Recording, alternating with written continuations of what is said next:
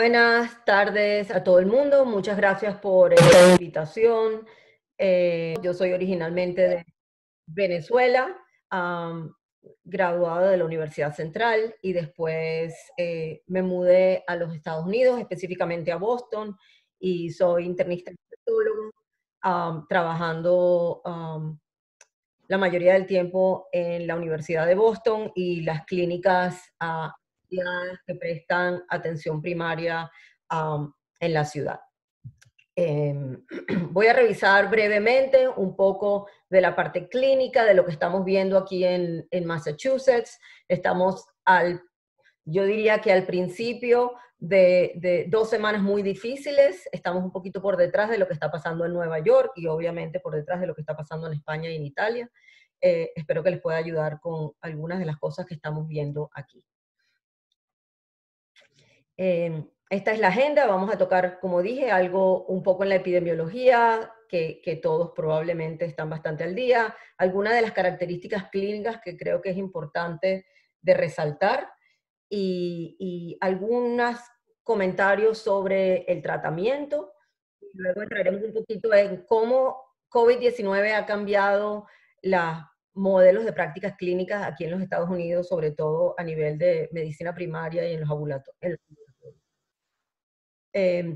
Muchos de ustedes han visto esta diapositiva y creo que alguien más el día de hoy lo va a enseñar, solamente para que los que no están al tanto, John Hopkins tiene este link, como ven el link está en la parte de abajo, donde da información al momento en cuanto a los casos alrededor del mundo, el número de muertes, y es bastante interesante ver cómo se mueve la pandemia, pues obviamente de este a oeste, ¿no? Los invito a que vean los números cuando puedan. Otra cosa que quería comentar brevemente, esto lo vi ayer en uno de los journals del Reino Unido. Me pareció muy importante ver la diferencia de las intervenciones que algunos de los gobiernos están implementando. Si ustedes se fijan en esta gráfica, horizontalmente tenemos el porcentaje de reducción en la transmisión. Digamos que el 0% significa que no, la intervención no está haciendo nada, y mientras nos movemos más hacia la derecha, quiere decir que la intervención impactó la transmisión, y en el eje vertical pues ven las diferentes intervenciones que estamos usando alrededor del mundo. La primera, que es la que se está usando aquí en los Estados Unidos en el momento, es lo que llamamos social distancing, distanciamiento social, y ya ven que tiene un impacto relativamente limitado, y en la medida que las intervenciones cambian, por ejemplo, si se fijan en el impacto de cerrar las escuelas, el impacto de cerrar los eventos públicos, y ya en la parte de arriba, lo que es el lockdown, ¿no? Lo que está pasando ahora, digamos, en España y en Italia. Y como ustedes ven, es obviamente lo que tiene el mayor impacto en cuanto en afectar la transmisión y permitir que la curva se aplane. Podemos hablar más de eso si alguien después tiene preguntas, y las referencias de estos artículos que menciono están en la última diapositiva, los links, así que ojalá les ayuden. Un poquito sobre las características clínicas del COVID-19. Muchas de estas cosas ustedes las conocen. Hay mucha literatura que demuestra que la transmisión obviamente empieza de 1 a 3 días antes de los síntomas. E incluso hay literatura que demuestra que hay pacientes que son asintomáticos, pero pueden transmitir la infección. Entonces esto ha sido algo que obviamente está dificultando el manejo de la transmisión en la comunidad. Claramente sabemos que es un virus altamente contagioso, transmisible por vía respiratoria y obviamente de contacto, lo cual dificulta tener el material suficiente y el equipo suficiente para proteger a los empleados de salud, al personal de enfermería, y ya ustedes han visto que en otros países la cantidad de personal médico que ha fallecido por falta de tener el equipo adecuado es bastante alta. Estamos viendo lo mismo aquí en los Estados Unidos, estamos viendo lo mismo aquí en Boston, aunque pensábamos que estábamos preparados para disminuir la transmisión en los hospitales. Los síntomas más comunes, como la mayoría de ustedes saben, es tos, una fiebre que no es muy alta, una dificultad respiratoria que empieza bastante tardía y tiene un pico pareciera como en el día 7, dolor de garganta, pérdida del olfato es un síntoma muy común, lo estamos viendo en muchos pacientes donde es el único síntoma que tienen. A veces también pierden la capacidad del sabor a las comidas y hay síntomas gastrointestinales muy similares a los síntomas que se ven con la influenza.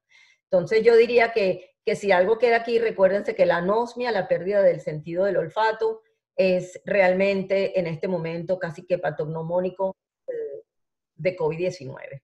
La progresión es más lenta que con una influenza. Vemos que los pacientes los primeros días están desarrollándose, los síntomas se desarrollan poco a poco, pero tienden a empeorar el día 6 y 7, que es algo que no se ve en la influenza de esa manera, y se empeoran con persistencia de la fiebre y con dificultad respiratoria y hipoxemia, con niveles de oxígeno que bajan a los 93-92% bastante rápidamente hacia el día 6 o 7. Entonces, como ustedes se imaginarán, es una población que hay que manejar diferente a, a los pacientes con influenza. Estamos tratando de hacer mucho más seguimiento al final de la primera semana de síntomas para estar segura que capturamos esos pacientes que se van a empeorar. Los pacientes de riesgo que están descritos en la literatura y estamos viendo aquí son obviamente los mayores de 60 años, individuos con enfermedades cardiovasculares, obviamente enfermedades pulmonares. La hipertensión parece ser un factor de riesgo y la obesidad, no lo puse en las diapositivas, pero es claramente uno de los factores. Similarmente, se ha visto eso también en influenza, pero aquí parece ser verdad de nuevo. En cuanto al diagnóstico, obviamente diagnóstico clínico, no hemos tenido aquí en Estados Unidos acceso a los tests, a los tests de laboratorio y suficientes para tratar de hacer evaluaciones masivas. Entonces, hemos tenido que usar mucho nuestro juicio clínico. Obviamente la radiología es muy importante. Hay muchas descripciones ya de China de cómo son los cambios radiográficos en este paciente y qué tan tempranos. Hay descripciones de cambios radiográficos que pasan antes de que el paciente tenga realmente dificultad respiratoria severa. Así que ha sido un arma importante para los que tienen tomógrafos y para los que tienen acceso a radiología. Y obviamente hay exámenes de laboratorio que interesantemente no se ven en otras patologías virales, pero LDH es muy altas, procalcitoninas muy bajas. Estamos tratando de entender qué significa todo eso para efectos del tratamiento. Todavía hay mucho que aprender en COVID-19 y esta es una de las cosas. Fijándonos un poquito en tratamiento, les quería recordar a todos los que no leen las noticias todos los días en esto, recuerden que los estudios son muy pequeños. Si uno se fija en alguno de los estudios de los que la gente está hablando, a lo mejor tienen 20 pacientes, 50 pacientes, pero realmente no hay nada definitivo. Aquí en los Estados Unidos uno de los problemas que estamos teniendo es que hay mucha digamos, propaganda, quizá propaganda no es la palabra adecuada, sobre la hidroxicloroquina.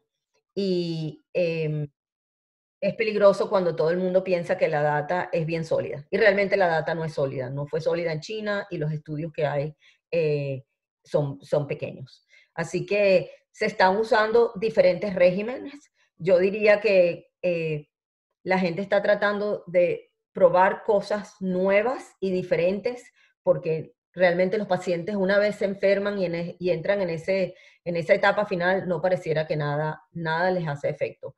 Se está usando hidroxicloroquina, cloroquina con acitromicina.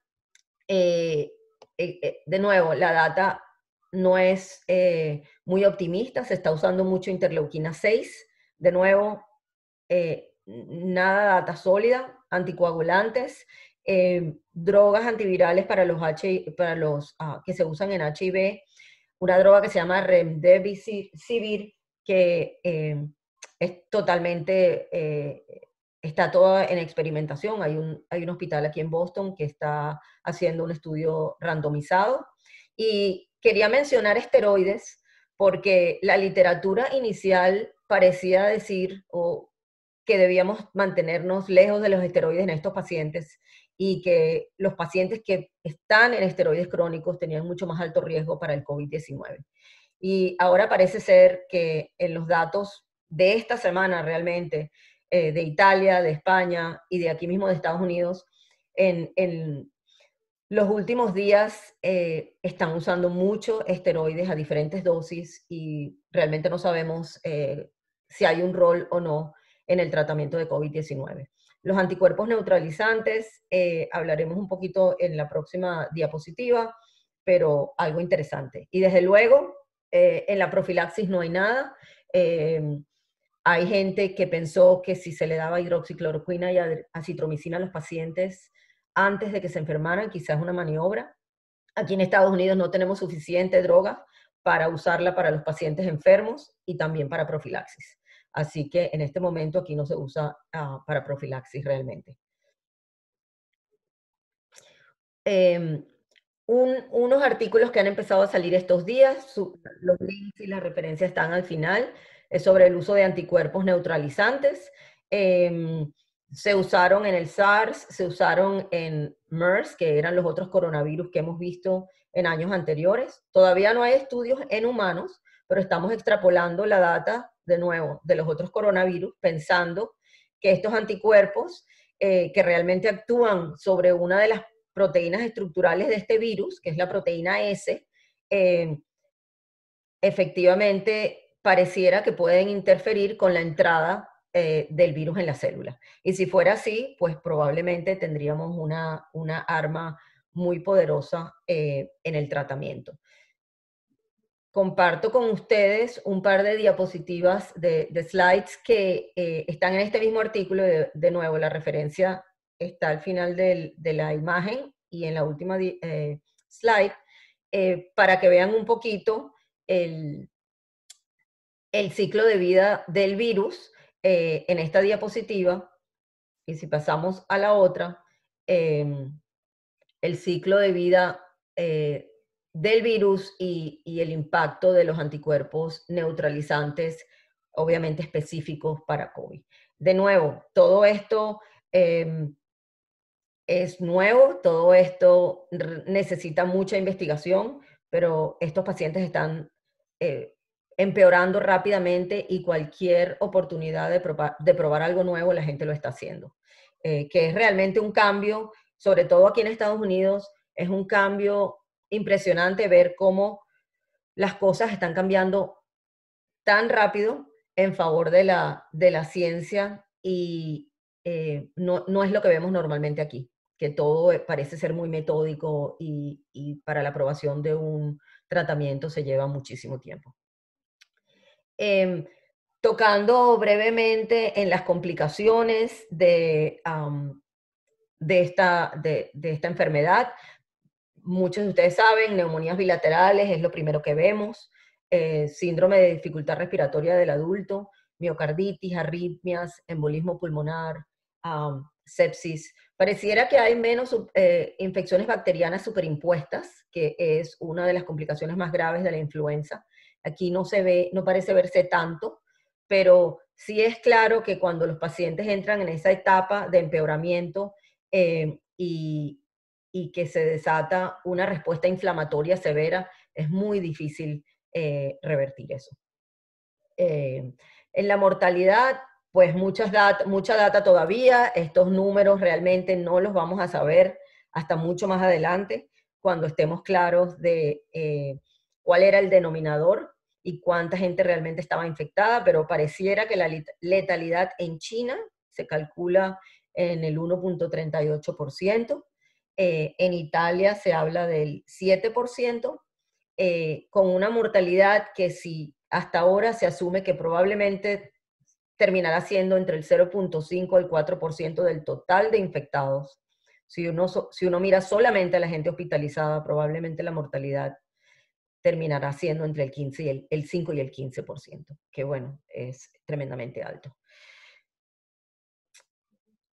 Unos minutos sé que todos ustedes son expertos en el uso de telemedicina y como se imaginan, aquí en los Estados Unidos, pues en algunos estados han estado más avanzados que en otros. Puedo hablar específicamente de Massachusetts, ha sido un estado que ha ido muy lento para adaptar la telemedicina, ha ido especialmente en la clínica práctica, tanto en atención primaria que con los especialistas. Muchas regulaciones, y hablaremos un poquito cuáles han sido esas barreras. Por suerte o por desgracia, COVID-19 nos ha obligado a cambiar nuestra forma de manejar a los pacientes, y el beneficio que hemos tenido con COVID-19 es que nos ha empujado a todos a agresivamente cambiar las visitas en persona con los pacientes a rápidamente movernos a teléfono y a videoconferencia. Obviamente, y me imagino que lo vamos a tocar un poquito más tarde en esta conferencia, nos ha permitido hacer el triaje de pacientes que no están muy enfermos o que están sanos, para que no se infecten viniendo a las clínicas, a las consultas. Nos está permitiendo monitorear los pacientes en su casa. En algunos que tenemos forma de monitorear su oxígeno. Nos ha permitido educar a los pacientes y hacer consultas para educar inclusive en grupo a los pacientes, y obviamente es una forma de proteger a nuestro personal médico y los empleados de las instituciones para que puedan seguir en funcionamiento durante toda la crisis. Lo puse al final, pero realmente para las clínicas como las que yo trabajo, que generalmente proporcionan atención primaria a pacientes de bajos recursos. La telemedicina ha sido una forma de mantener el ingreso de las clínicas, porque el Estado nos ha permitido cobrar ahora por teléfono, por visitas por teléfono y por video, lo cual hasta ahora no era posible. Solo por último, de nuevo, ustedes saben más que yo cuáles son estas barreras de la adopción de telemedicina. Aquí en el estado donde yo estoy, hemos tenido muchas barreras legales, cosas que van desde no permitir a médicos trabajar en Massachusetts si sus licencias están en otro estado y viceversa, no trabajar en médicos que están afiliados a una institución y ver pacientes que están afiliados con otra institución, cómo conectar las plataformas de telemedicina con los Electronic Health Records, con los Medical Records de las clínicas. Los pacientes hemos visto resistencia, algunos de ellos porque sencillamente no tienen acceso a video o no saben cómo usarlo. Tenemos muchos pacientes que necesitan traductores, y eso hace la telemedicina un poquito más difícil. Pero definitivamente el COVID-19 nos ha puesto en otro lugar, y espero aprender mucho de todos ustedes aquí de cómo tratar de usar esta crisis que estamos para mover en Massachusetts la balanza un poquito más hacia la adopción de este instrumento. Los dejo con unas referencias y unos links. Estos son los artículos que yo diría que son claves para entender dónde estamos y a dónde vamos. Los próximos meses van a ser críticos para todos nosotros y para la ciencia, así que los invito a que permanezcan aquí en esta revisión de hoy, y si alguien tiene alguna pregunta, con mucho gusto se pueden comunicar conmigo por email. Gracias. Gracias, doctora Mir. Muy interesante su presentación.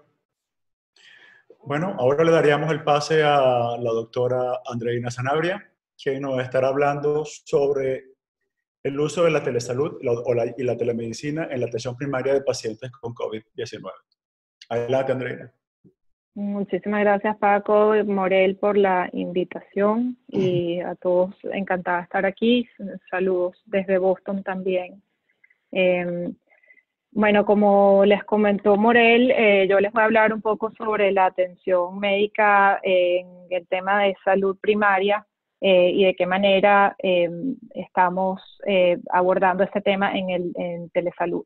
Bueno, mi agenda es la siguiente. Quiero hablar un poquito de quién es Telesalud Internacional, cuál es el rol de la atención médica primaria, cuál es el rol de la atención médica primaria específicamente en el marco de las pandemias, cuál es el rol de la telemedicina como una herramienta en la atención médica primaria, y después quería compartir una guía que puede serles útil a todos, que es para la implementación de servicios de telemedicina de diferentes aspectos, ¿no? Primero, cómo comenzar un proyecto de telemedicina, que por lo general puede verse como una cosa muy compleja y muy complicada. Nosotros en Telesalud tenemos muchos años haciendo telemedicina en áreas muy remotas en Sudamérica, y hemos tenido aprendizaje que quisiéramos compartir, y probablemente ustedes hayan oído en otras presentaciones a Morel conversando sobre ese tema, y al doctor Sanabria, quienes son grandes expertos en eso. También cuáles serían las ideas para poder seleccionar un proveedor de tecnología, algunas discusiones sobre los aspectos técnicos, aspectos financieros y aspectos operativos. Telesalud Internacional, primero que nada, bueno, tenemos 20 años de experiencia en implementación de operación y soluciones de telemedicina, no solamente en Venezuela, yo soy venezolana, sino también en Colombia, Bolivia y Perú, en diferentes tipos de modalidades como Store and Forward, que es muy útil en lugares donde no hay un acceso sólido de Internet.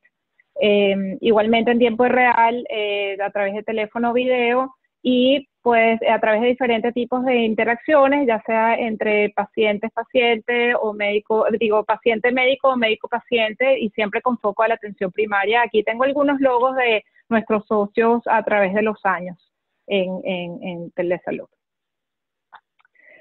Bueno, para hablarle un poquito sobre el rol de la atención médica primaria, bueno, como todos saben, la atención médica primaria es considerada la columna vertebral del sistema de salud, ¿no? Y esta lámina lo que intenta es ponernos en contexto sobre la importancia que tiene.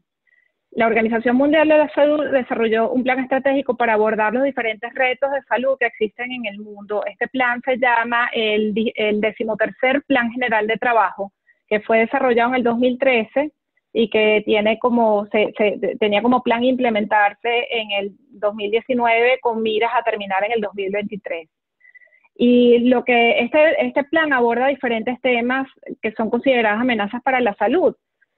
Por ejemplo, el tema de las condiciones climáticas, cómo han cambiado y cómo afectan en la salud. Son diferentes temas, pero lo importante que quiero destacar en este momento y resaltar es que la débil atención primaria está identificada como una de las 10 principales amenazas de salud, y por lo cual es parte de este plan de trabajo que tiene la OMS. Históricamente, y ya lo habrán probablemente ustedes escuchado, la atención médica primaria ha jugado un papel sumamente importante en las pandemias, ¿no? Y en tal sentido, la Organización Mundial de la Salud, como pasó en el año 2009 durante la pandemia del H1N1, existen recomendaciones provenientes de este organismo que recomiendan el fortalecimiento de los centros de atención primaria en situaciones de pandemia, ¿no? Y esto es por diferentes razones. La primera es que la atención médica primaria tiene mayor presencia comunitaria, y la segunda razón es que además ayuda a contener la dependencia del sistema de salud de hospitales. Ya hemos visto con mucha tristeza alrededor del mundo cómo los hospitales están colapsados como consecuencia de las infecciones de COVID-19, ¿no? Entonces, la salud de atención primaria juega un papel sumamente importante. No quiero ser repetitiva en esta lámina porque ya escuchamos a la doctora Mira hablar de los beneficios del uso de telemedicina dentro del marco de pandemia también, un poco, ¿no? En su experiencia aquí en Boston. Pero yo creo que la oportunidad aquí es que la medicina ha llegado es entender si la medicina llegó para quedarse, ¿no? Y quedarse como un método permanente dentro de la atención médica primaria. Y la segunda gran pregunta es que si lograremos de verdad romper estas barreras que nos han permitido que no han permitido una mayor adopción de la telemedicina en general. Yo creo que va a ser un trabajo de la comunidad completa que está trabajando en el tema de salud, en los temas regulatorios, en las empresas privadas. Todos tenemos que jugar un papel importante en que la telemedicina se pueda quedar y pueda seguir sirviendo como una herramienta de uso constante en el sistema de salud de atención primaria, principalmente, que es el tema que quiero tratar, que estoy tratando con ustedes en este momento. La siguiente sección que voy a tratar trae unas recomendaciones del American Medical Association, del Weizmann Institute de Innovación de Atención Primaria y del American Telemedicine Association, o el ATA, sobre cómo implementar servicios de telemedicina. Una de las cosas que hemos escuchado ha sido, como les comenté al principio, la gran ansiedad que se genera en buscar la información necesaria o por dónde comenzar un proyecto de telemedicina. Entonces, en ese sentido, yo quería facilitar un poco esa conversación y traer algún tipo de ideas que pueda compartir con ustedes. Lo primero es, para comenzar un proyecto, es muy crítico formar un equipo responsable para la implementación del servicio. Si se forma un equipo responsable, las decisiones se van a tomar más rápidas y se va a poder implementar el servicio de una manera más expedita para poder tenerla up and running, como dicen aquí. Después, importantísimo decidir, de acuerdo a las necesidades del centro de atención, qué tipo de sistema de telemedicina se desea implementar. Ustedes son expertos y ustedes saben muy bien que existen muchísimos sistemas de telemedicina. Hay tiempo real, store and forward, video, teléfono, segunda opinión médica. Es importante para el éxito de la implementación que podamos entender de qué manera, cuáles son las necesidades que estamos tratando de resolver y cuál es el problema que estamos tratando de resolver, ¿no?, con la implementación del sistema. Después viene la sección que es la importante selección del proveedor de tecnología. Una de las cosas que existe y que es importante preguntarse, si ustedes tienen ya o sus clientes tienen ya sistemas de telemedicina disponibles, ¿okay?, o algún proveedor de historia médico electrónica. Muchos de estos sistemas ya tienen la manera de poner esa funcionalidad existente a que esté disponible. Entonces, sería bueno hacer esa investigación si existe en el sistema que tengan disponibles en el momento, ¿no?, y ya implementados en sus prácticas. La otra recomendación es que se contacte a la asociación médica local para buscar guía en cuanto a evaluación, selección y contratación de estos proveedores de tecnología, si es que van a implementar algún software o algún otro tipo de tecnología que los apoye para poder implementar el sistema de telemedicina. Después, revisar que el proveedor, importantísimo, obviamente, ese proveedor de tecnología tiene que estar alineado con la regulación local. Todas las regulaciones en todos lados de Latinoamérica son diferentes, así que yo no voy a hablar del tema, ustedes son sus expertos en sus zonas y en sus áreas, pero es importante que esto suceda. También entender la estructura de precio del proveedor de telemedicina. Por ejemplo, van a hacerles un cobro mensual por el fijo mensual por el uso del servicio, o van a hacerles un cobro por llamada o por visita, que tenga que ver con el length o la duración de la visita o de la llamada. Estas son todas preguntas que son importantes hacerse para que después no hayan sorpresas. Después, entender a quién pertenece la data existente ya que tengan ustedes en su sistema de salud o la data generada durante la visita. Esto también es importante para poder alinearse con los temas regulatorios. Con respecto a los temas técnicos, bueno, obviamente si van a tener a sus médicos trabajando remotos, como contó Julita previamente, aquí en Massachusetts muchos médicos están trabajando de manera remota, es importante que tengan un ancho de banda de internet con conexión que esté protegida o que sea a través de VPN y que sea conectable a la red corporativa o la red de sus centros de atención. Es importantísimo entender que poder considerar que haya una capacidad para manejar el incremento de llamadas o videollamadas cuando se hacen, por ejemplo, triajes médicos o telefónicos, bueno, tiene que existir una tecnología que pueda cuantificar el volumen de llamadas y que sea algo que sea agradable para el paciente poder llamar, porque si no, sencillamente la gente va a trancar y no va a estar esperando, ¿no? Los tiempos de espera son importantes. Después, prepararse para facilitar entrenamiento y soporte. Tiene que haber un help desk que pueda la gente llamar a pedir soporte, o sus empleados llamar a tener un soporte, un sistema de ticketing que puedan abrir y que puedan decir, tengo problemas con esto, ¿cómo me ayudan? O si pueden tener ese tipo de soporte en tiempo real, es mejor, pero entendemos que no siempre existe esa posibilidad. Y por último, desarrollar un plan para apoyar a los pacientes en cómo acceder a la consulta de telemedicina alineado con las tecnologías y flujos de trabajo que tengan disponibles. Como comentó la doctora Julita Mir, muchas veces existen este tipo de barreras para los pacientes que sencillamente no saben acceder a la tecnología. Entonces, es importantísimo que pueda haber un plan para apoyar a los pacientes y educarlos en cómo acceder a la telemedicina. Luego, tengo aquí los aspectos financieros, ¿no? Si ustedes tienen algún tipo de contratación con algún seguro que les va a reembolsar por el uso de telemedicina, es importante entender cuál es el seguro o su cliente con el cual tienen una relación comercial, tiene mayor porcentaje de la población de pacientes, para entonces entender la cobertura de medicina, cómo funciona en el momento de la pandemia, ¿no? Eso es una tarea importante de entender para poder tener una solución a largo plazo que sea factible económicamente, ¿no?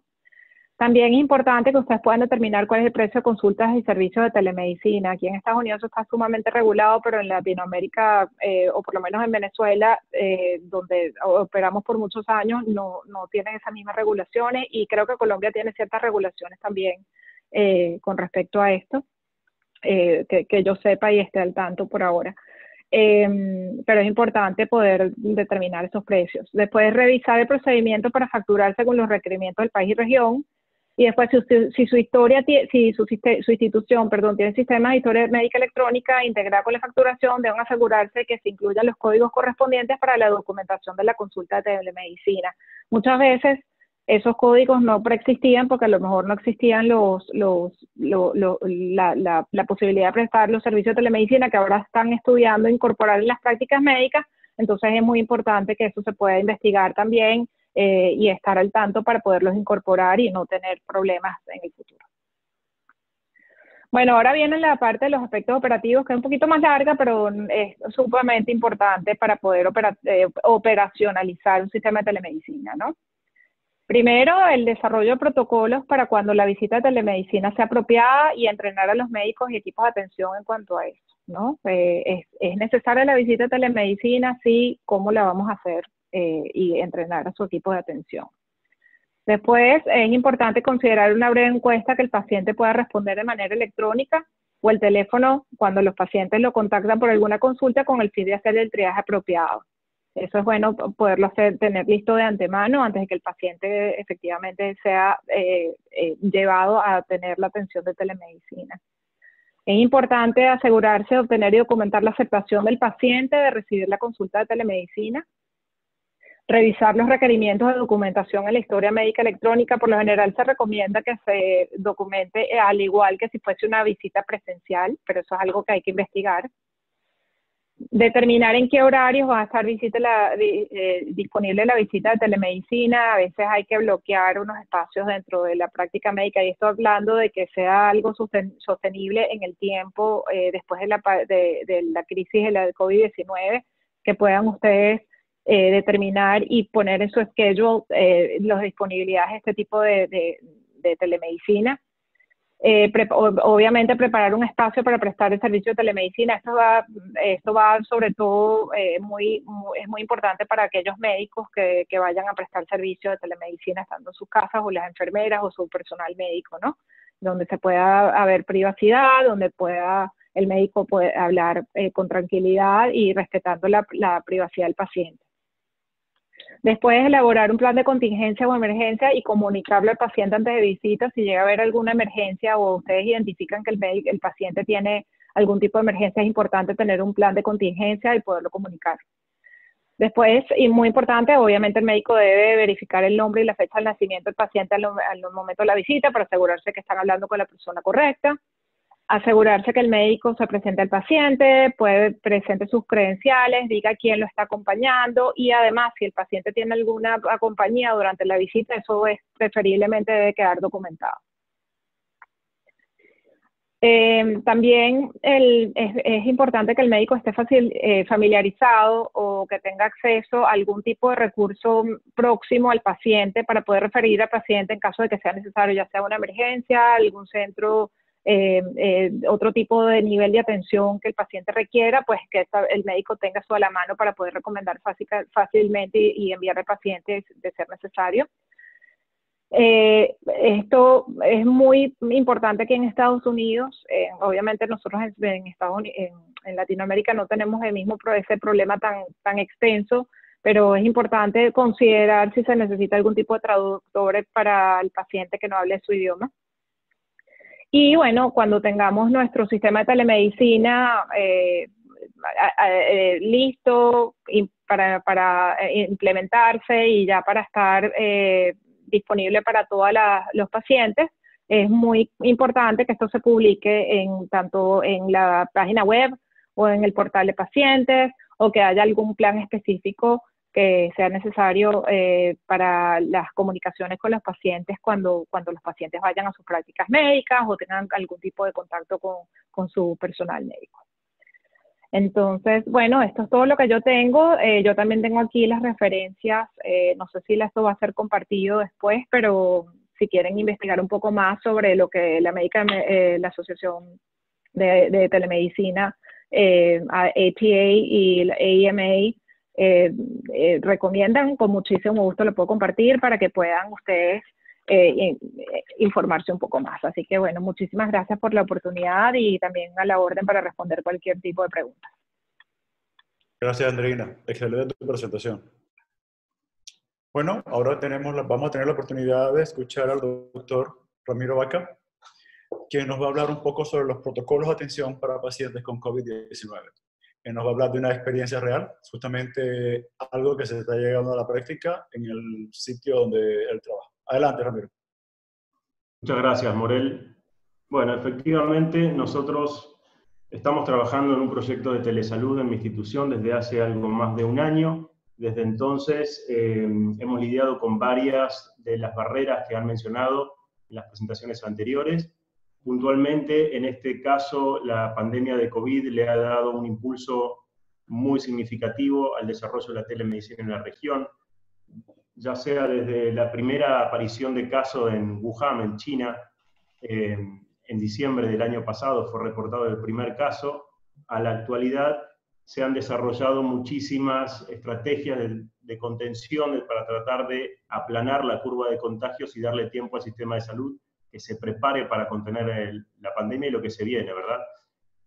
Este es el mapa de Johns Hopkins de hoy. Tenemos un total de 1.286.409 casos confirmados, de los cuales una mortalidad con 70.356 fallecidos en el mundo.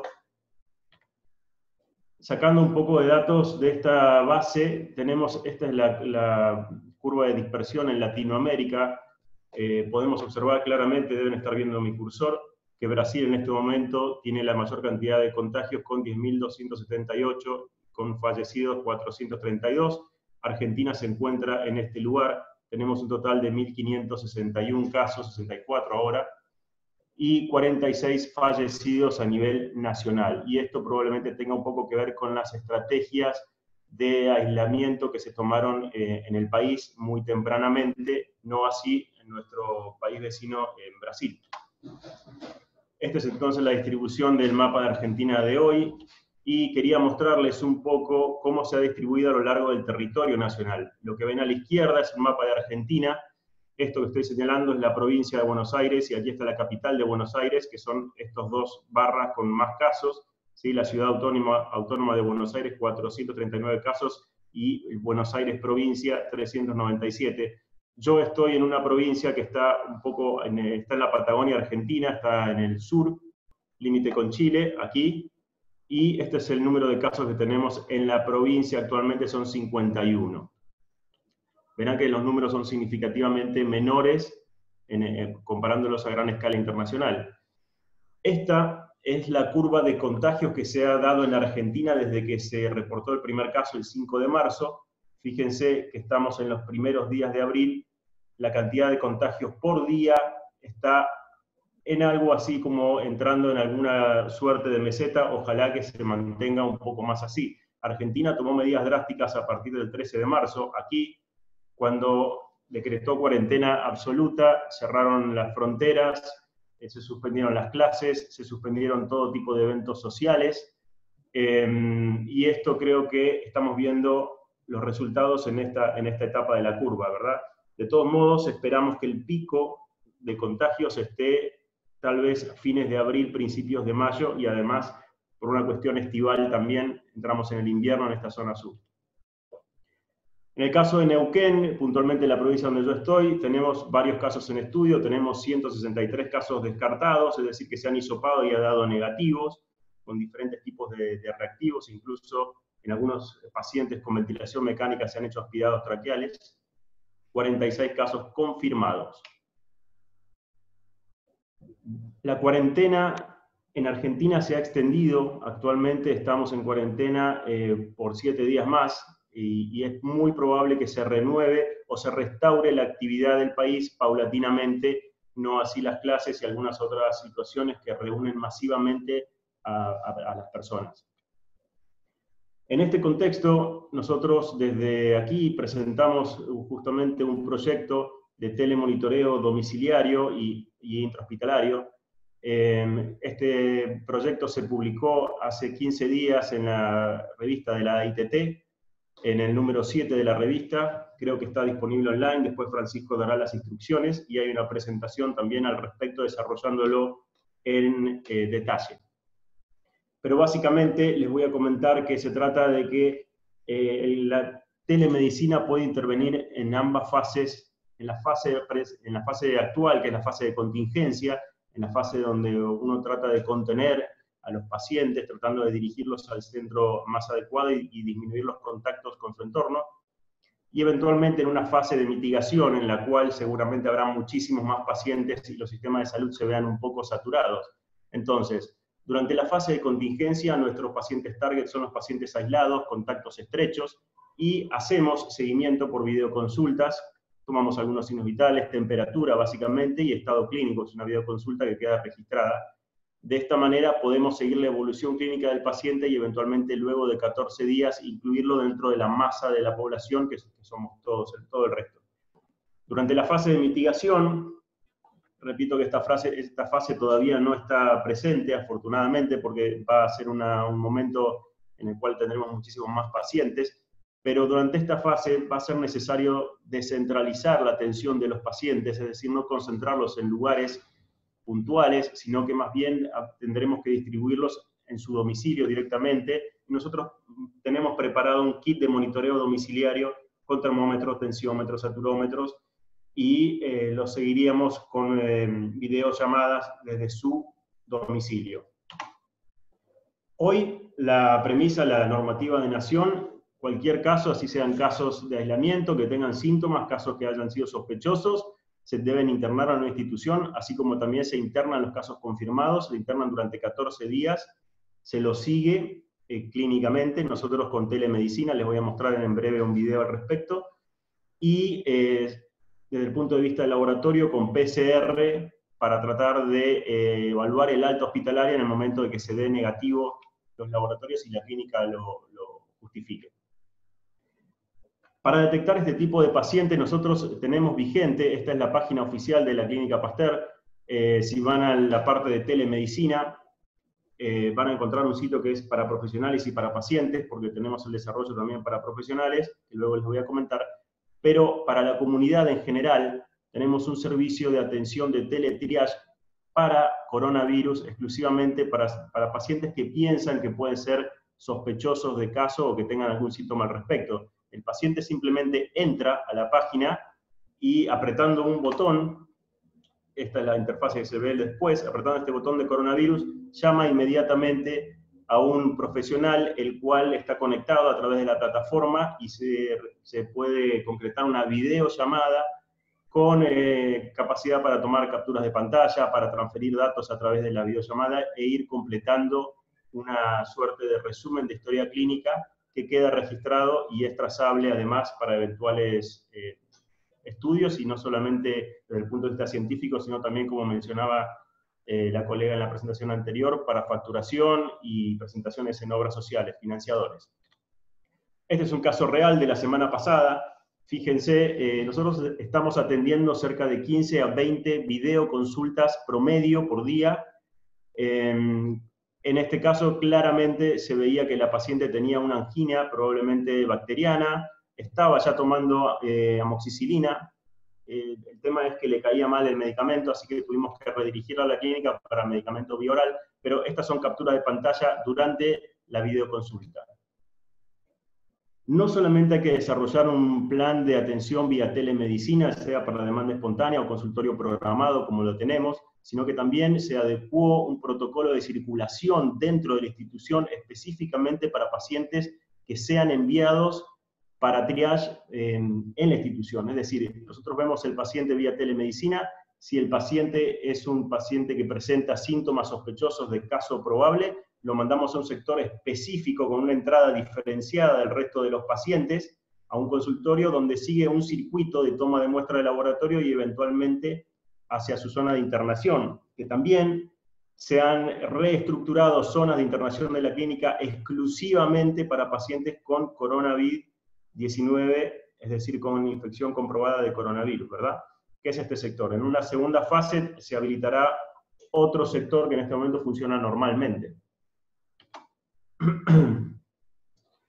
Nosotros tenemos dentro de estas habitaciones, tenemos monitoreo multiparamétrico con una central de telemetría del Office de Enfermería, que es el video que están viendo a su derecha, pero además tienen cámaras donde podemos ver a los pacientes, a la habitación totalmente, en todo momento, y los pacientes tienen un teléfono que tiene un interno institucional asignado. El paciente levanta el teléfono y se comunica directamente con enfermería, y el objetivo de esto es básicamente reducir el número de entradas del personal de salud a la habitación.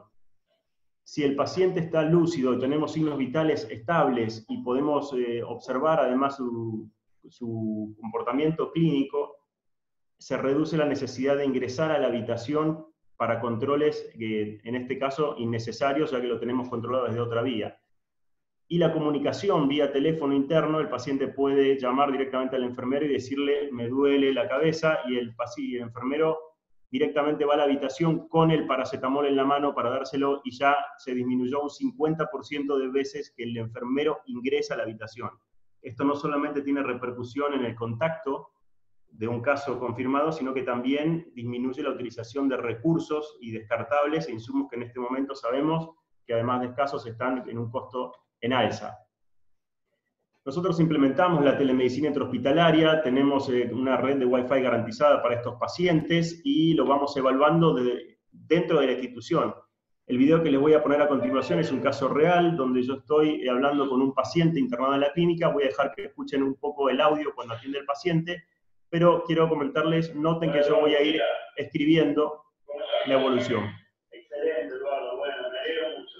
Te cuento, Eduardo, que bueno, tal cual lo que habíamos conversado previamente, estamos filmando esta conversación, había charlado con vos, había dado autorización para filmarla y eventualmente publicarla, ¿verdad?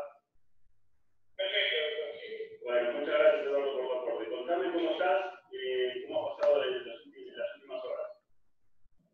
Bien, excelente, sí, un tipo de falta de aire, los parámetros normales. Bien. Buen ánimo. Falta poco. La azúcar. Sí, falta poco. Excelente, falta muy poquito, Eduardo. Vos sabés que estamos esperando algunos resultados del laboratorio que estén negativos para poder darte el alta. ¿Sí? Bien. Excelente. ¿Podés mostrarme el monitor, por favor? ¿Te pongo saturado? Sí, señor.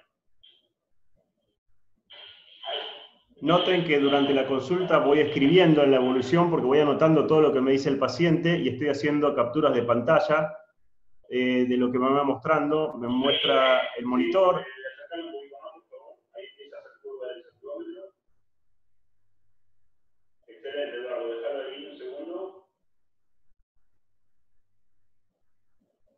tratando de captar una buena imagen del saturómetro.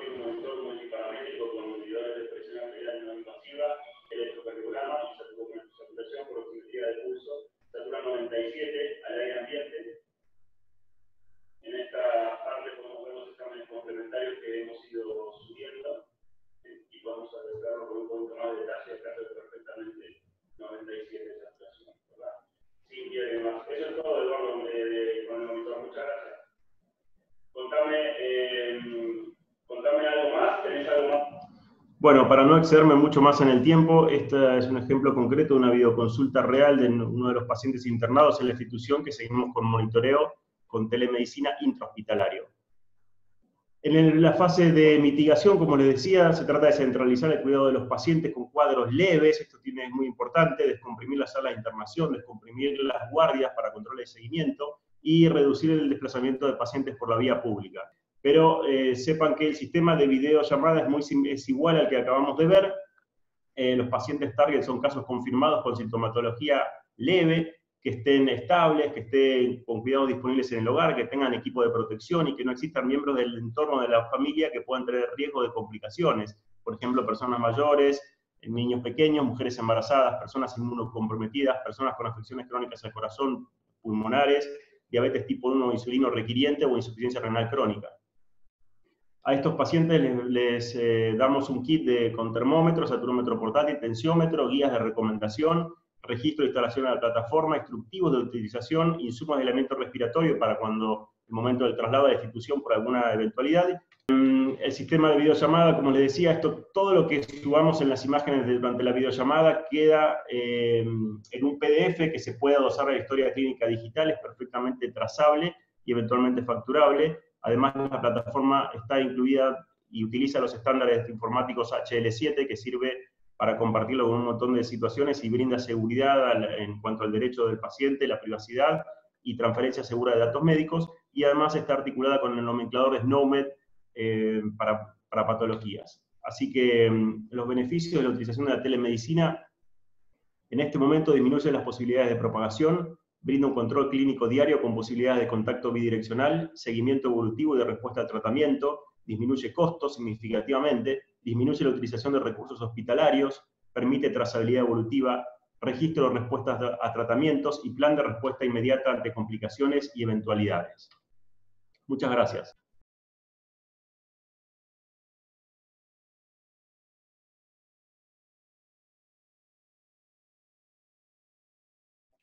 Entonces, para pasar a las preguntas, hemos recibido una primera pregunta para la doctora Mir, de parte del doctor Aníbal Carrera de Ecuador. La primera pregunta es, ¿cuál es el precio de la teleconsulta por teléfono? Doctora Mir. Y después la segunda pregunta es, ¿cuál es el precio de teleconsulta vía videoconferencia? Sí, muchas gracias por la pregunta.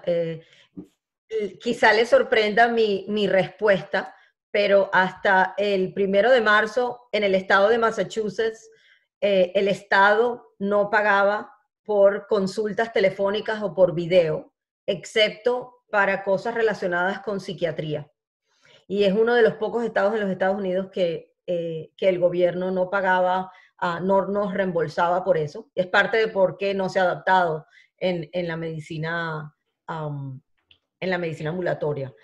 Desde la primera semana de marzo, el Estado decidió, y cuando yo digo el Estado, me refiero al Estado de Massachusetts, al gobierno de este Estado, decidió que sea por teléfono o sea por video, cualquier comunicación con el paciente que sea clínicamente necesaria, ¿verdad? Y que tenga todas las cosas que son requeridas para una visita en persona, excepto el examen físico, desde luego, nos lo van a reembolsar al mismo precio que las visitas en persona. Y eso es un estado de emergencia que han creado. No estamos muy seguros qué va a pasar una vez que COVID se vaya o disminuya la crisis que tenemos. Pero por el momento nos pagan lo mismo en persona que por teléfono o por video. Pero de nuevo, es bajo una emergencia del país y del Estado. Ahora, la segunda pregunta tenemos es a la doctora Mir también. ¿Qué opina sobre el uso de los tapabocas si debe ser obligatorio y si tiene alguna utilidad. En el inicio no eran indispensables y esta semana ya lo colocaron como prioritario sin reemplazar las medidas de higiene y distanciamiento. Es una pregunta del doctor Alberto Copec de Colombia. Sí, bueno, muchas gracias por la pregunta. Creo que todos nos hacemos la misma pregunta porque básicamente no hay estudios que nos ayuden mucho. El doctor Anthony Fauci, que para los que han seguido la televisión americana, es la persona, el infectólogo que encabeza, digamos, toda la respuesta del gobierno aquí en los Estados Unidos. Como él diría, no hay data sólida para usar máscaras, tampoco hay data sólida para no usar máscaras. Yo pienso que las primeras semanas aquí en los Estados Unidos, el hecho de que no hay suficientes máscaras disponibles para lo que pensamos que vamos a necesitar, hizo que los gobiernos de los estados y los hospitales dijeran que no hacía falta llevar máscaras, y han visto una rápida transmisión de la infección a los médicos, las enfermeras de todos los hospitales, a los policías, a los bomberos, que ya muchos de ustedes vieron que hubo un cambio y esta semana todos tenemos que llevar máscaras para todas partes. La data no ha cambiado, lo que ha cambiado, pienso yo, es la gravedad de la situación. Muchas gracias. Pasamos a la la siguiente pregunta, que es para dirigir a la doctora Andreina Sanabria. ¿Debe permitirse que el servicio de telemedicina sea facturado por un menor valor que la consulta real? ¿O su valor debe ser al menos el mismo? ¿Quién debe ayudar a regular que esto suceda? Hay pediatras realizando consultas por el equivalente a menos de $1.50. ¿Esto iría en detrimento del desarrollo de esta disciplina que tanto nos interesa? Y también es una pregunta del doctor Copec de Colombia. Andreina. Sí.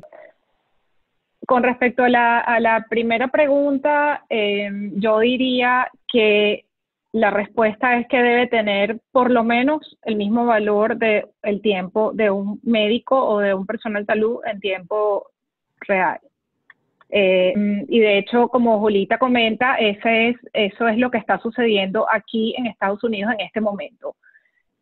Sin embargo, entiendo que para comentar sobre lo que dijo Julita, puedo compartir después, no lo tengo porque esto está cambiando de verdad vertiginosamente, por el tema de las consultas telefónicas, dependiendo de lo largo que sea la consulta y dependiendo de quién es de la consulta, porque hay enfermeras que atienden llamadas de pacientes como sucede en todos lados del mundo, pero aquí existe, el precio es distinto, el cobro es distinto del servicio.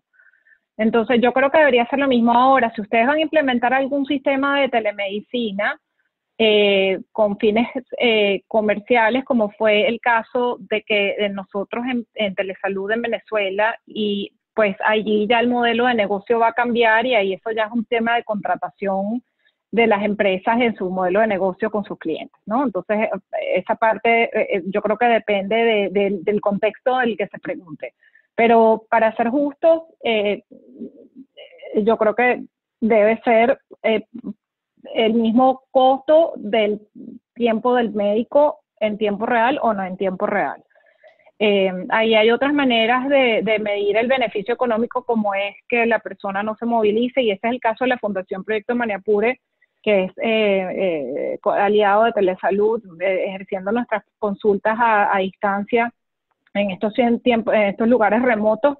Bueno, ahí hay otro tema económico que se mide de otra manera, que es el evitar que el paciente se mueva a los centros de salud, o que se puedan hacer diagnósticos a distancia, ¿no? Si es una relación médico-médico. Entonces, todo esto tiene una variedad y una amplitud dentro del panorama que yo creo que hay que analizar y hay que tomar en cuenta, ¿no? La regulación.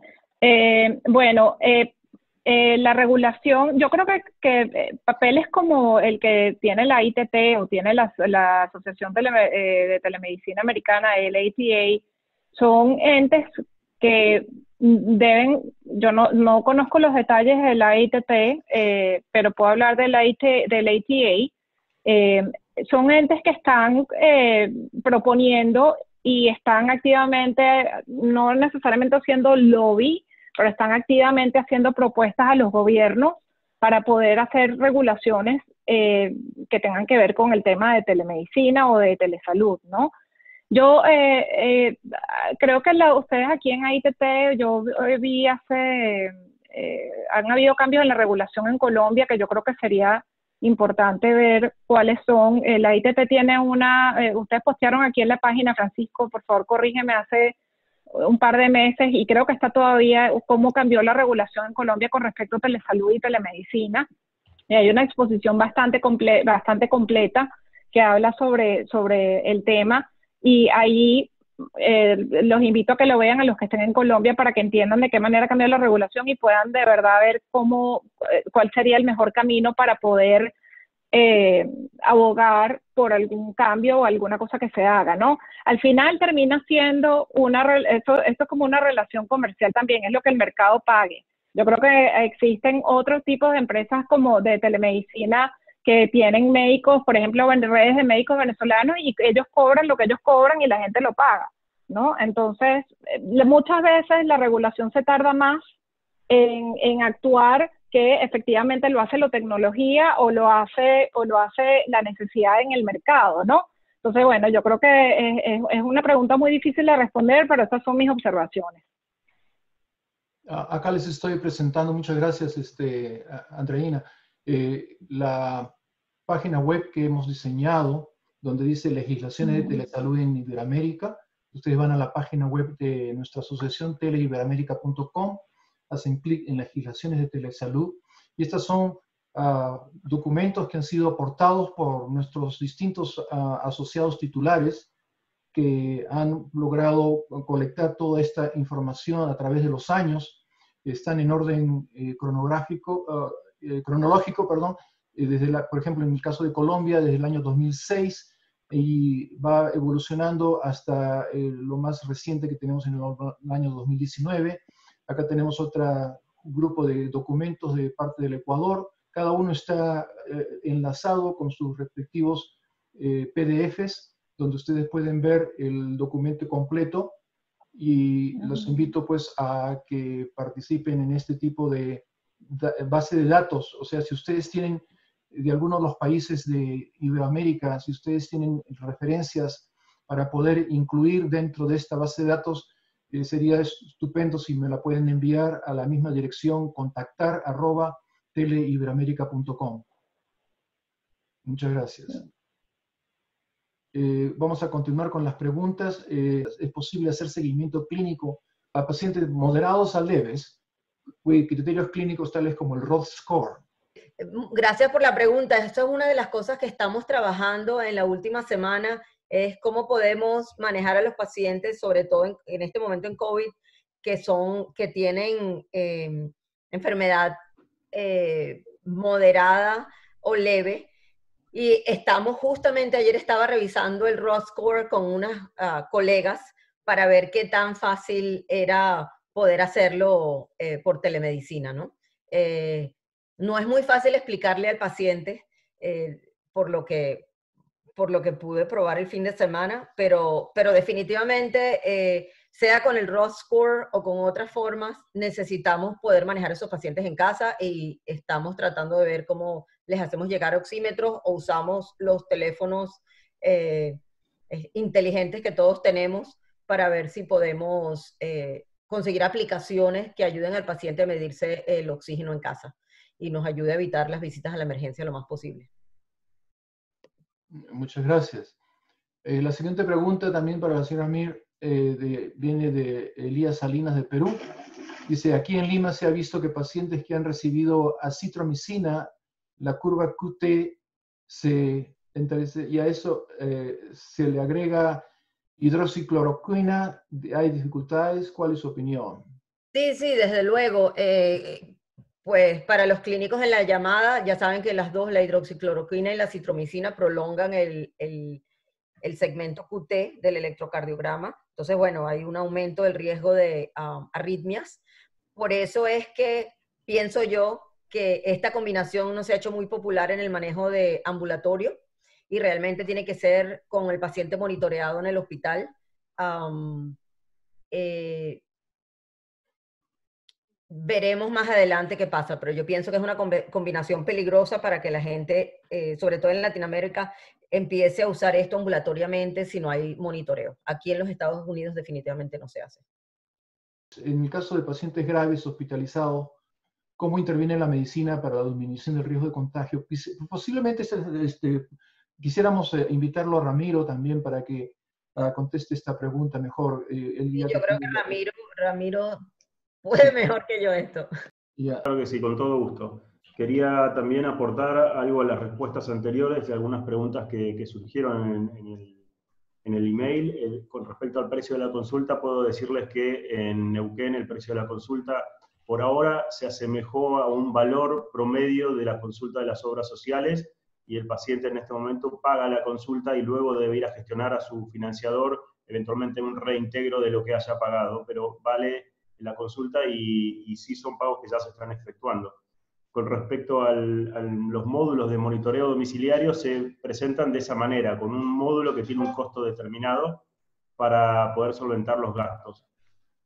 Quería agregar con respecto al Roll Score que sí, de alguna manera, no todos los pacientes vamos a poder tenerlos con un saturómetro que tenga curva para medir si evidentemente la oximetría de pulso es fidedigna.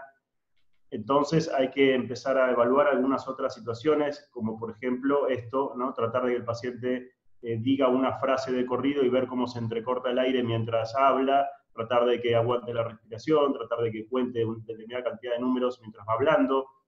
Todas estas situaciones nos pueden dar una idea de si tiene disnea, o es decir, falta de aire o no. Bien, esto también puede estar influenciado por otros factores, como por ejemplo el tabaquismo, EPOC, hipertensión pulmonar y demás, que podrían embarrar un poco la cancha, ¿verdad? Eso es una cosa a tener en cuenta. Y la última pregunta, mientras yo anotaba esto, estuvo la pregunta que me invitaban a responder. Sí, en el caso de pacientes graves hospitalizados, ¿cómo interviene la telemedicina para la disminución de riesgo de contagio?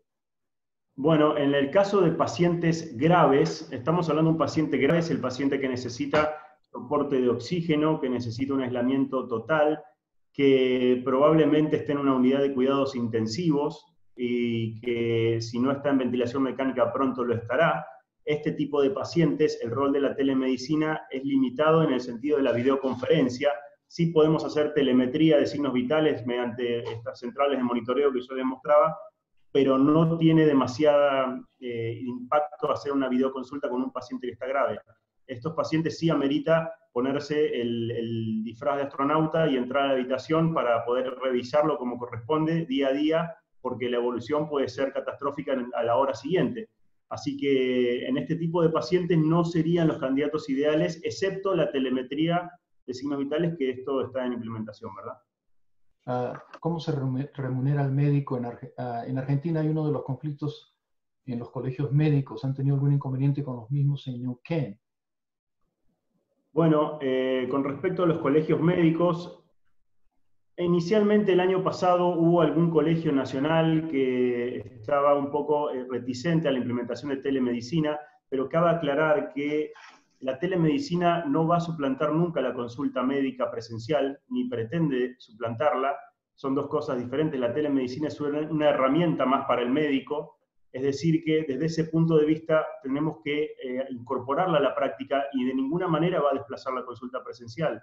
Muchos pacientes necesitan y van a seguir necesitando la consulta presencial, ¿verdad? Se trata de consultas de seguimiento, consultas banales. El 80% del consultorio se puede resolver a través de telemedicina.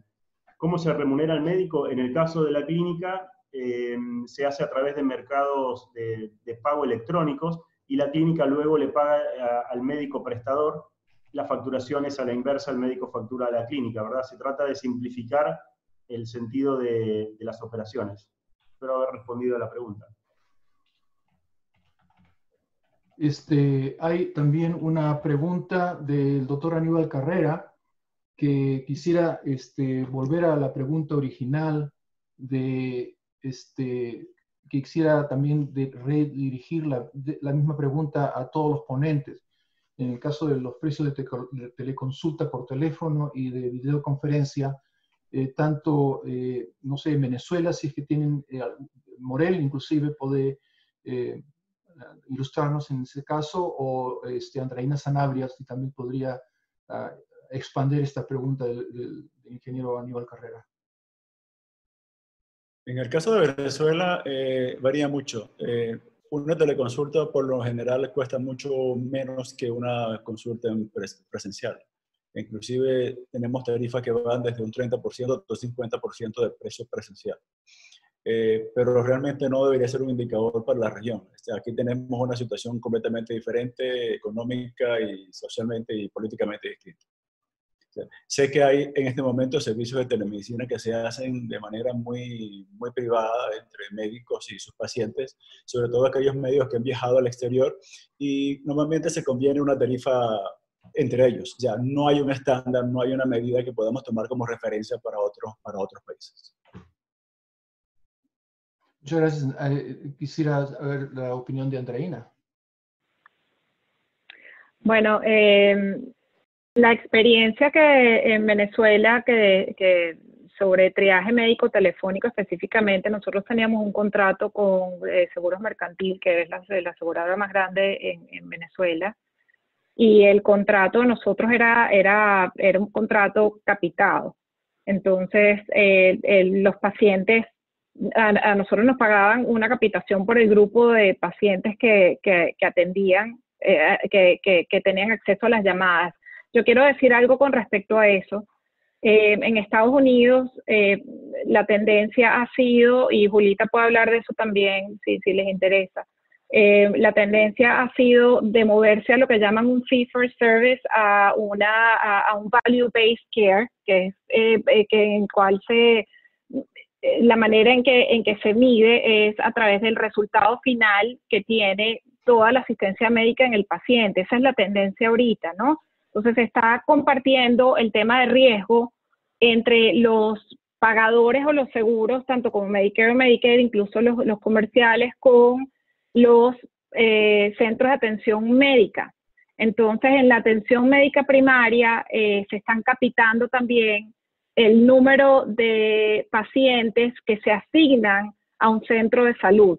Entonces, eso hace un poco más compleja también la situación, porque no necesariamente es un one-on-one. Julita, yo no sé si tú quieres hablar un poco sobre eso, pero nosotros adoptamos ese modelo en Venezuela en aquel momento.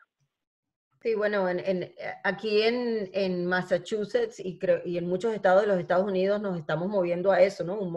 Un modelo donde a la organización, al grupo médico o al sistema sanitario le pagan una cantidad de dinero para manejar un pool de pacientes. Y la calidad de salud es lo que permite saber si la organización se queda con ese dinero completo o si tiene que devolver una parte porque no pudo proveer la calidad de salud que estaba estipulada, o si tiene algunas ganancias porque pudo manejar el grupo de pacientes con menos dinero del que se había establecido. Entonces, esa capitación de la que habla Andreina es lo que se está manejando aquí. Aquí nos estamos moviendo realmente tratando de salir de ese modelo donde se cobra por paciente y por transacción. Muchas gracias. Tenemos una nueva pregunta del doctor Paul León de Perú. Pregunta que es una encuesta de tamizaje. En su servicio dice, atiende a trabajadores de empresas de servicio esencial que mantienen los servicios activos, ejemplo, servicios de agua y luz. Plantea una encuesta de tamizaje vía telemedicina, por teléfono y video, para ubicar casos sospechosos. Sin embargo, la validez de estos resultados, en especial los negativos, son de corta duración, pues al salir a trabajar, inclusive usando métodos de protección y medidas higiénicas, se exponen nuevamente al contagio. ¿Cada cuánto tiempo sugieren que se pueda repetir esta encuesta de tamizaje, analizando factores como tiempo de incubación y la presentación de síntomas, etcétera? Gracias, Paul. Esta es una pregunta abierta para todos. Bueno, en principio creo que la encuesta, los triages de encuesta modalidad checklist se tienen que confinar a casos probables o casos sospechosos, casos con contactos estrechos de pacientes que han viajado desde zonas endémicas o que han tenido contacto con algún paciente confirmado de COVID. De lo contrario, las encuestas masivas, por simple exposición al mismo ambiente que todos nosotros, es probable que sea muy laborioso y poco redituable de detectar desde ese lugar. Nosotros al menos hemos implementado, y esto cuando hablo de nosotros no digo simplemente Clínica Pasteur, sino que desde Nación Argentina se ha diseñado una aplicación que es de un autotriage para pacientes de este tipo, y eventualmente se puede hacer encuestas a, por ejemplo, todos los que han venido en un vuelo determinado de una ciudad determinada, y en fin, indagar en los contactos estrechos de casos positivos. No sé, Julita, si tienes otra mirada al respecto. Sí, no, yo creo que, de acuerdo contigo, una de las cosas que están usando aquí, por ejemplo, en las residencias de ancianos, ¿verdad? Que es un lugar donde es súper importante saber que la gente que va a trabajar allí está sana. Y como es tan difícil hacer ese tamizaje, ese triaje por teléfono, lo que están tratando de usar es equipos de gente que trabajan una semana completa. Y luego a lo mejor se van una semana completa a casa y viene el otro grupo de trabajadores, ¿no? Y tratar de que, sabiendo que la mayoría de la gente que se va a enfermar realmente se enferman en la primera semana, aunque sabemos que el periodo de incubación son 14 días, pero realmente la mayoría de la gente se enferma en la primera semana. Una de las cosas que hemos visto es eso, separar los trabajadores en equipos y no tenerlos a todos trabajando al mismo tiempo. Y seguir tratando de mantenerse en contacto con los trabajadores, pero realmente esos tamizajes a gente sana realmente no capturan muchos casos. Otra pregunta del profesor titular de Informática Médica en la Universidad Nacional de Córdoba, Gustavo Yuri, en Argentina. Visto el cambio social y cultural que produjo esta pandemia, ¿piensan que estos grandes cambios hacia la telemedicina quedarán ya como una norma de uso en atención de pacientes de riesgo de contagio de otras enfermedades infecciosas? ¿Se podrá proponer desde esta institución como un protocolo para afianzarlo como un método seguro de atención? Es una pregunta también para todos. Me gustaría comentar sobre ese tema, Paco. Perfecto. Yo creo que con este caso del COVID-19, muchas cosas van a cambiar. Ya no, la atención médica y la atención a pacientes en estos casos de pandemias va a ser diferente. Esto se va a sumar a un proceso que ya venía rodando, que es el proceso de transformación digital, con la incorporación de todas estas tecnologías como inteligencia artificial, que realmente han ido cambiando la forma de relacionarse médico-paciente y la forma como se provee servicio de atención de salud. Yo opino que esto viene para quedarse, esto va a cambiar, ya las regulaciones se van a flexibilizar. De hecho, los Estados Unidos han caído en cuenta de que ya no pueden seguir con la rigidez de sus normas y sus reglamentos de prestación de servicios de telemedicina.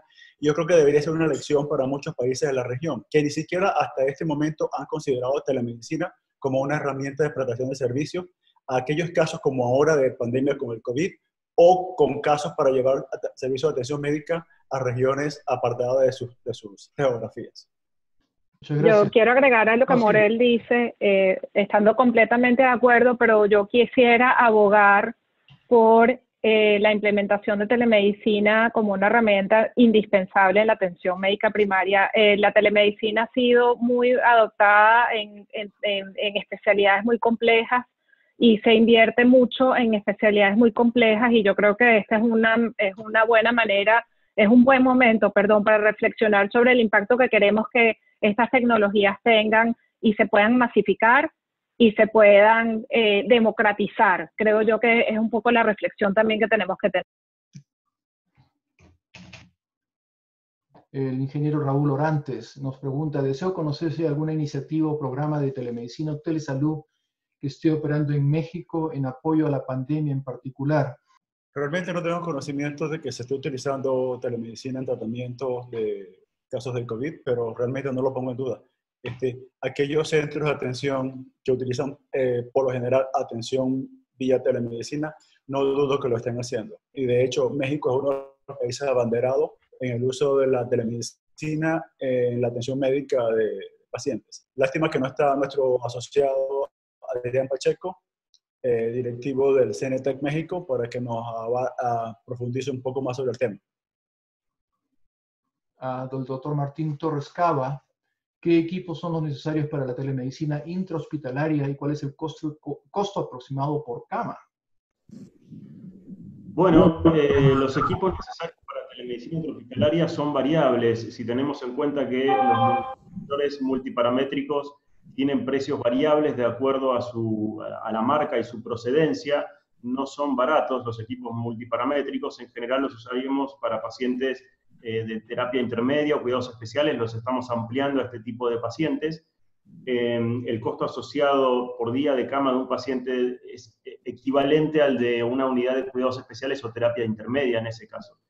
En el caso puntual del desarrollo de la telemedicina, tal cual les he mostrado con una plataforma, solamente se agrega el costo de mantenimiento del sistema operativo de la plataforma. Nosotros usamos un desarrollo que es compatible con todos los browsers y todos los sistemas operativos, es decir, que funciona en Firefox, en Chrome, en Safari, en Edge, en cualquier navegador y que es implementable a cualquiera. El costo de sumarle eso no es demasiado, no es significativo y tampoco es desde el recurso humano, que de hecho lo siguen los mismos médicos de la sala que lo seguirían personalmente si entrasen a la habitación todos los días. También hay que tomar en cuenta que el costo se ve significativamente reducido porque la cantidad de camisolines, guantes, barbijos, cofias, que no se van a utilizar porque estamos usando telemedicina, tienen un impacto muy importante en el costo del día de la cama de este tipo de pacientes. El hecho de tener un alto porcentaje de pacientes recuperados y a su vez una alta tasa de mortalidad en el Perú, podrían hablarnos de un problema en los UCI de los establecimientos de salud. Este es un licenciado administrador en salud de la Universidad Cayetano Heredia en Perú.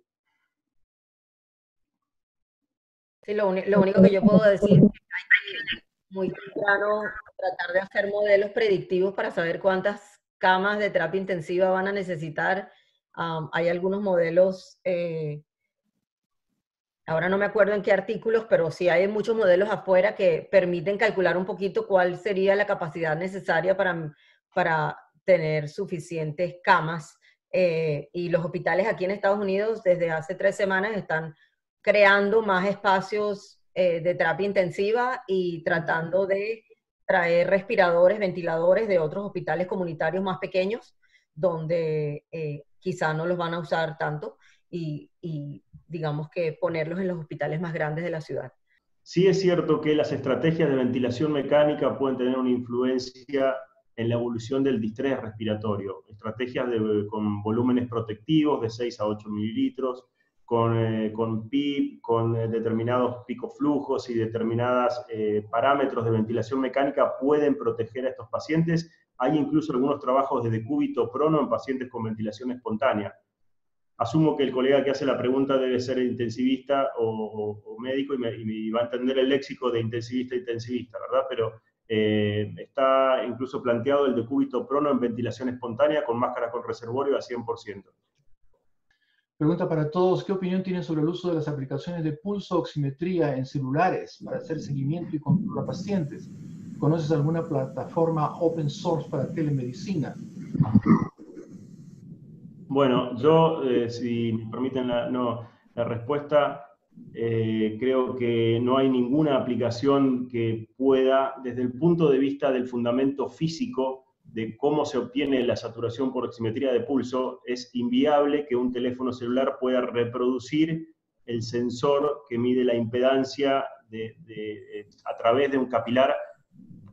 Partamos de la base física de que el celular solamente se puede apoyar una cara del dedo, en este caso la parte de donde están las huellas digitales, digamos, y no hay ningún otro contrafrente a esta parte, con lo cual físicamente es bastante, o sea, no se puede físicamente, es un hecho, pero lo que se puede reproducir al respecto puede ser bastante dudoso. Hasta ahora no hay ninguna aplicación de oximetría de pulso que sea fidedigna, y no recomendamos el uso, por lo menos aquí. No sé si alguien tiene alguna actualización de alguna otra cosa nueva, ¿verdad? En todo caso sería el uso de un sensor externo al teléfono celular. Solamente en el celular estaría la aplicación que tomaría los valores y el monitoreo del dispositivo. Sí, claro, en ese caso, con un sensor de oximetría de pulso que cumpla con el fundamento físico de la obtención del resultado, no veo inconveniente porque se está acoplado a un software de la misma manera que está acoplado al software de un monitor. Sí es importante que la saturación tenga curva. Tenga curva quiere decir que se vea el trazado del pulso de una manera homogénea y definida. De lo contrario, el valor numérico en sí puede ser inexacto y muchas veces, de hecho, lo es.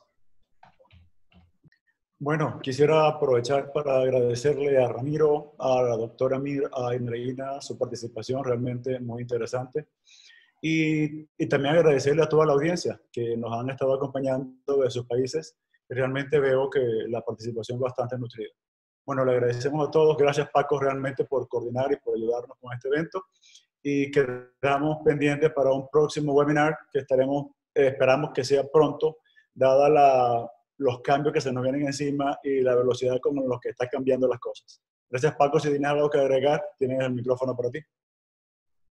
Bueno, simplemente para agradecerle a nuestros brillantes presentadores, a Julita, a Andreina y a Ramiro, y en especial también a Morel, que nos ha orientado y siempre con su liderazgo y su experiencia extensa en el área de telemedicina y telesalud en toda Latinoamérica. Morel ha sido uno de los iniciadores de esta asociación y le agradecemos mucho por su liderazgo.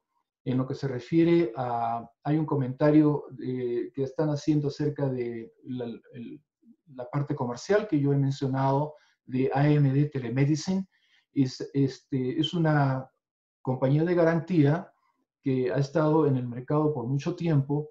Nosotros no tenemos ninguna participación comercial en ese sentido. Lo único que ellos hacen es darnos un financiamiento muy básico para poder hacer todas estas comunicaciones, para poder pagar por servidores, poder pagar por los distintos servicios de Internet, etcétera, etcétera. Les agradecemos mucho, en especial por eso, vuelvo a repetir, a AMD Telemedicine por su colaboración y nuevamente a Ramiro, a Julita y a Andreina y a todos los que han participado. Hemos tenido un récord hoy día en lo que se refiere a participación y todas estas presentaciones han sido grabadas y van a estar a la disposición de todos ustedes muy pronto. Muchas gracias.